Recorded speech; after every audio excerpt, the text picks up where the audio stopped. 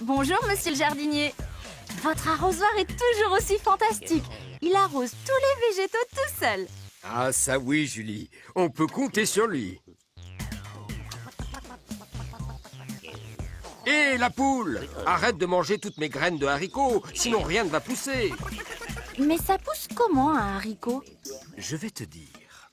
Allons, mais ne te désole pas, Grégoire, ce n'est pas la fin des haricots. Observe ce qui se passe quand tu sèmes des graines au printemps. Dans une bonne terre, avec un peu d'eau,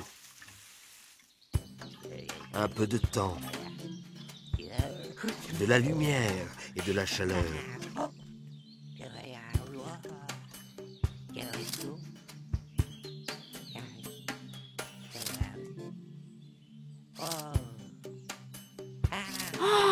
nous voici déjà à la fin du printemps. Et maintenant, c'est l'été. Les fleurs se sont transformées en gousses. Oui, je comprends. Et toutes ces graines qui sont dans les gousses peuvent donner une nouvelle plante quand celle-ci se fane et meurt.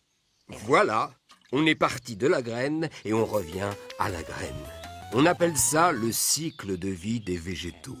Montre-nous tes photos, Grégoire.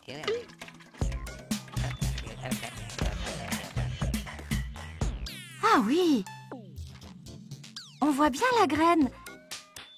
Puis les racines, la tige, les feuilles, la fleur, la gousse et enfin, à nouveau la graine. Vous avez raison, monsieur le jardinier. C'est vraiment un cycle. Et il concerne tous les végétaux, les plantes à fleurs comme les arbres. Tu comprends pourquoi je ne veux pas que la poule mange toutes les graines, Julie? La prochaine fois, vous n'aurez qu'à planter des cactus. Monsieur le jardinier, vos bégonias et vos tulipes sont magnifiques.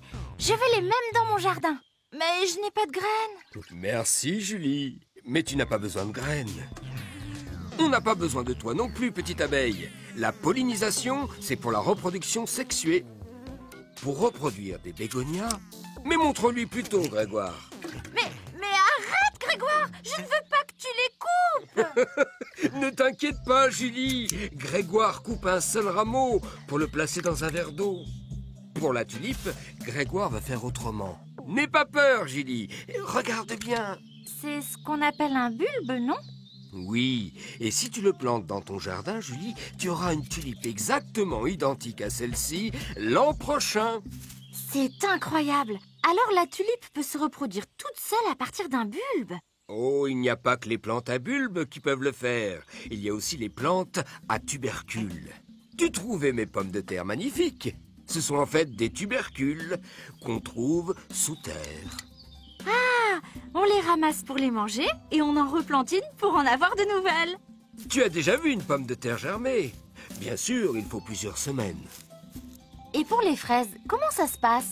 C'est un peu différent. Tu vois ces rameaux tout frêles? Si tu plantes cette partie dans un pot, des racines vont naître et une nouvelle plante va pousser en quelques semaines que tu pourras mettre dans ton jardin. C'est le marcottage. À moi les belles fraises. Mais, et notre bégonia, il s'en est passé du temps. Eh oui, lui aussi a développé des racines. C'est le bouturage. Tu vas pouvoir planter cette bouture dans ton jardin.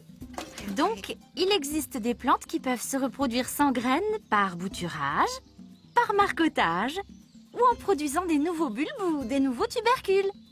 C'est la reproduction asexuée.